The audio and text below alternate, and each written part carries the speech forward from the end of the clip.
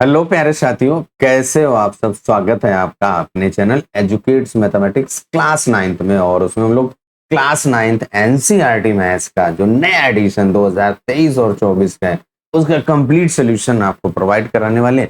और अगर बात की जाए आज के इस वीडियो में, जो आज हमारा वीडियो है भैया प्रश्नावली 2.4 से संबंधित है।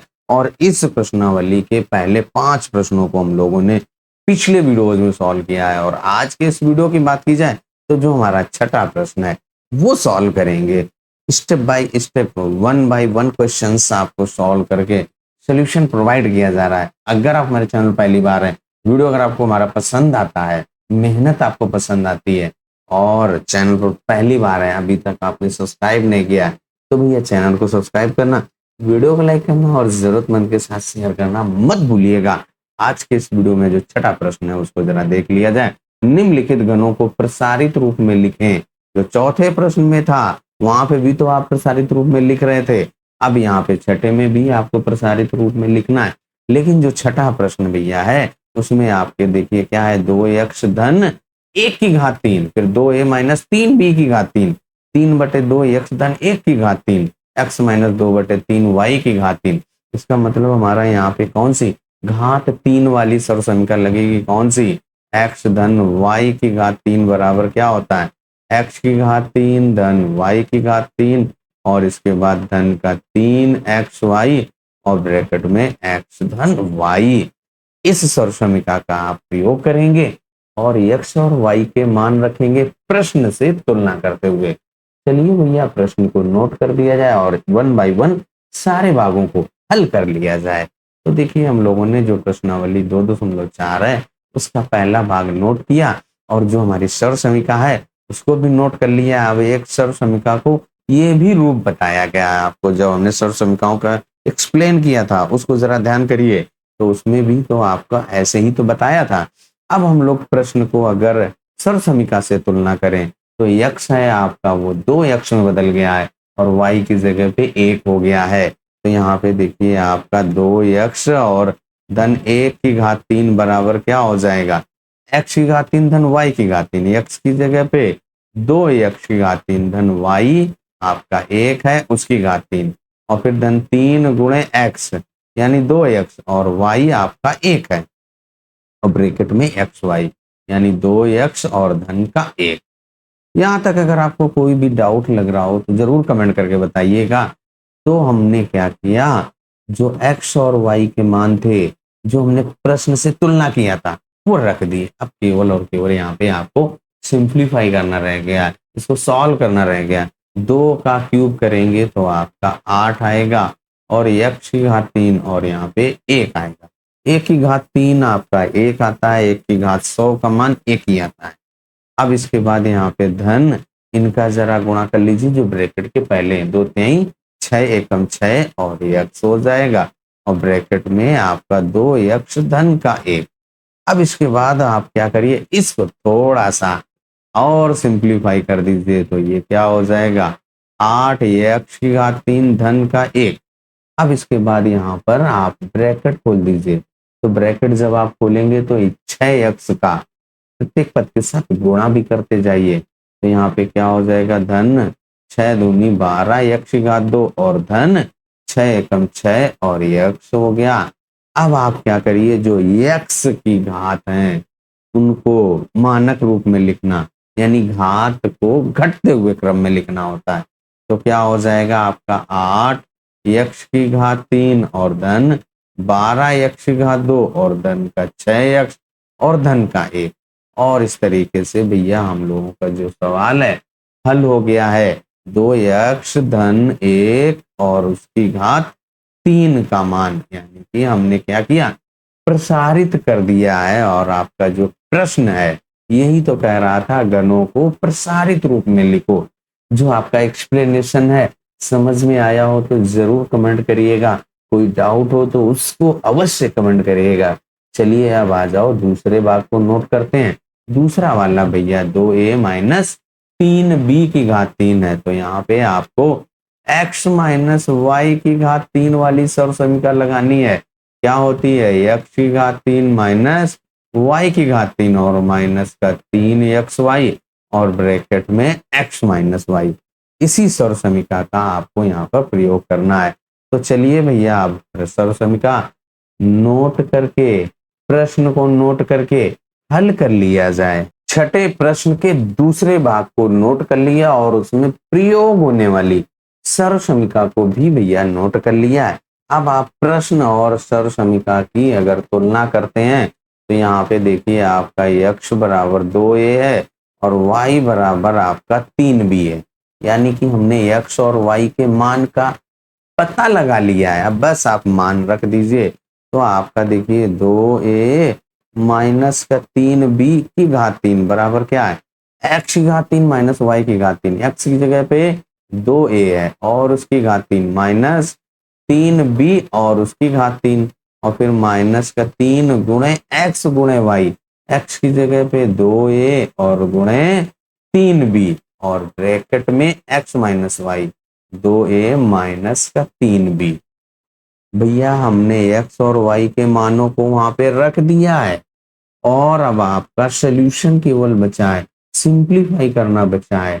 जो यहाँ पे घात 3 है, जहां जहां वहां आप घात 3 कर दीजिए, जहां गुणा करना है गुणा कर दीजिए और जहां ब्रैकेट है उसको ब्रैकेट को खोल दीजिए। सिंप्लीफिकेशन का जो रूल्स है उसको आप लगाते जाइए। तो भैया देखिए क्या है आपका 2 की घात 3 का मान 2 दूनी 4 दूनी 8, तो यहाँ पे 8 हो जाएगा और 1 की घात 3। अब इसके बाद माइनस 3 का क्यूब, 3 की घात 3 का मान क्या होता है भैया, 3 गुणे 3 गुणे 3, इनका गुणा करो, 3 त्रिका 9 तिया 27, तो यहाँ पे 27 b की घात 3। अब आप यहाँ पे ये वालों का गुणा कर लो, 3 दूनी 6 और 6 तिया 18 भैया माइनस 18 और ए बी का गुणा करने पर ए बी आएगा और ब्रैकेट में जो लिखा है 2a माइनस 3b उसको चुपचाप वैसा का वैसा ही अभी लिख लो। अब अगले पद में अगला टर्म्स लिखने के लिए ब्रैकेट खोलना पड़ेगा और ब्रैकेट के पहले देखिए माइनस का चिन्ह है।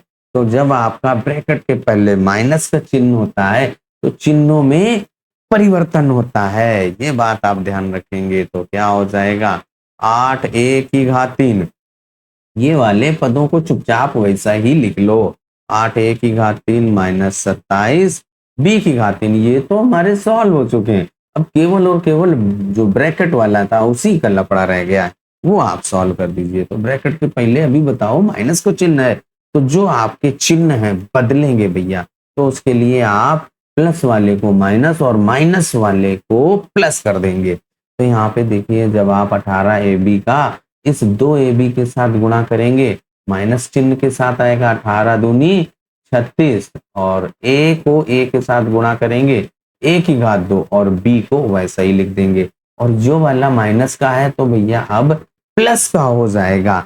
अब 18 का 3 से गुणा करिए, 18 दूनी 36, 18 तिहाई 54 होता है, तो भैया 54 लिख दो और इसके बाद a और b को b के साथ गुणा करेंगे तो b की घात 2 आ जाएगा। अब आप क्या करिए, a की घात को घटते क्रम में लिख लो, तो आप क्या हो जाएगा 8a की घात 3 और फिर ये घात 2 वाला लिखेंगे माइनस 36 a की घात 2b और फिर ये धन का 54 ए बी की घात 2 और फिर अंत में आप माइनस का 27 बी की घात 3। हमने इसको मानक रूप में लिख लिया या कहें स्टैंडर्ड रूप में लिख लिया और जो दूसरा भाग था उसका प्रसारित रूप आपका आ चुका है। एक्सप्लेनेशन कैसा लगा कमेंट करके जरूर बताइएगा। चलो अब भैया तीसरे भाग पे आ जाते हैं और तीसरो वाला भाग आपका क्या कह रहा है, 3/2x और धन की 1 की घात 3। तो यहाँ पे आपको x धन y की घात 3, क्योंकि भैया बीच में प्लस का चिन्ह है तो आपको घात 3 वाली और x धन y वाली सर्व समीकरण लगानी है। प्रश्न को नोट करते हैं, साथ साथ में सर्व समीकरण को भी नोट करते हैं। छठवें प्रश्न के तीसरे भाग को हम लोगों ने यहाँ पे नोट किया हुआ है और उसके साथ साथ वहां पे प्रयोग होने वाली सर्व समीकरण भी नोट कर लिया है x धन y की घात 3 बराबर x की घात 3 धन y की घात 3 धन का 3xy और ब्रैकेट में x धन y नोट हो चुका है। अब आप प्रश्न और सर्व समीकरण को तुलना करिए तो देखिए आपका x आपका 3/2x में बदल रहा है और y आपका 1 में बदल रहा है, तो बस यही मान रखेंगे। तो यहाँ पे क्या हो जाएगा, देखिए भैया 3/2x और धन 1 की घात 3 बराबर क्या हो जाएगा x की घात 3 और x की जगह पे आपको 3/2x रखना है और उसकी घात 3 धन 1 की घात 3 और फिर धन 3x y है ना, तो आप यहाँ पे क्या लिखेंगे 3 और फिर इसके बाद गुणे x, उसकी जगह पे 3/2x और गुणे 1 और ब्रैकेट में आपका 3/2x और धन का 1। जो हमारे मान थे उनको हमने यहाँ पे रख लिया, सर्व समीकरण में रखा। अब आपके पास केवल और केवल सिंप्लीफिकेशन बचा है और उसको आप आसानी से कर लेंगे। तो यहाँ पे देखिए आपका 3/2x की घात 3 भिन्न का आप जैसे भिन्नों को गुणा करते थे वैसे ही करेंगे। तो देखिए आपका जो ये लिखा है ना 3/2 की घात 3, उसको आप 3/2 गुणे 3/2 3 बार करेंगे। अंश को अंश के साथ कर दीजिए, 3 त्रिका 9 3 27 और बटे 2 दूनी 4 दूनी 8, तो यानी कि भैया 27/8 और x की घात 3 हो जाएगा। और इसके बाद 1 का घन आपका 1 होता है। इसके बाद यहाँ पे देखिए आपका गुणा करिए भैया ब्रैकेट के पहले वाला, तो 3 त्रिका 9 एकम 9/2, तो यहाँ पे धन 9/2x और ब्रैकेट में 3/2x और धन का 1। यहां तक आपका सॉल्व हो गया और अब आपका केवल और केवल ये जो ब्रैकेट है इसको सिंप्लीफाई कर देना है। तो आप सिंप्लीफाई कर दीजिए 27/8 x की घात 3 और फिर धन का 1 और धन। अब भैया क्या करना है, इस 9/2x का इस 3/2x के साथ गुणा करिए, तो 9 3 27 और बटे 2 दूनी 4, तो भैया 27/4 x का x के साथ गुणा करिए तो x की घात 2 आ जाएगा। अब इसका 1 के साथ गुणा करेंगे तो किसी भी संख्या में 1 से गुणा करने पर हमको वही संख्या प्राप्त होती है, तो लिख दो धन 9/2x। अब आपको क्या करना है, इसको मानक रूप में लिखना है, यानी x की घात घटते क्रम में लिख देनी है।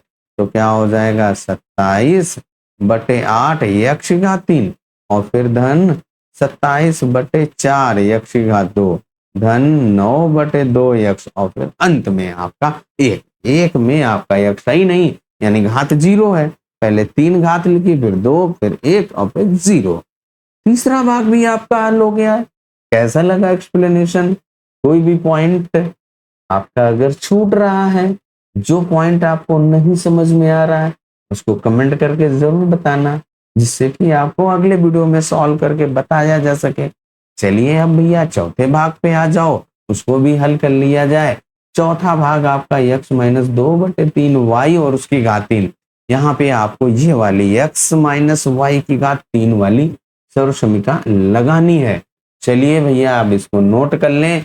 प्रश्न को पहले नोट करें और सर्व समीकरण को नोट करें। छठवें प्रश्न का जो चौथा भाग है उसको नोट कर लिया है और जो सर्व समीकरण लगेगी उसको भी नोट कर लिया है।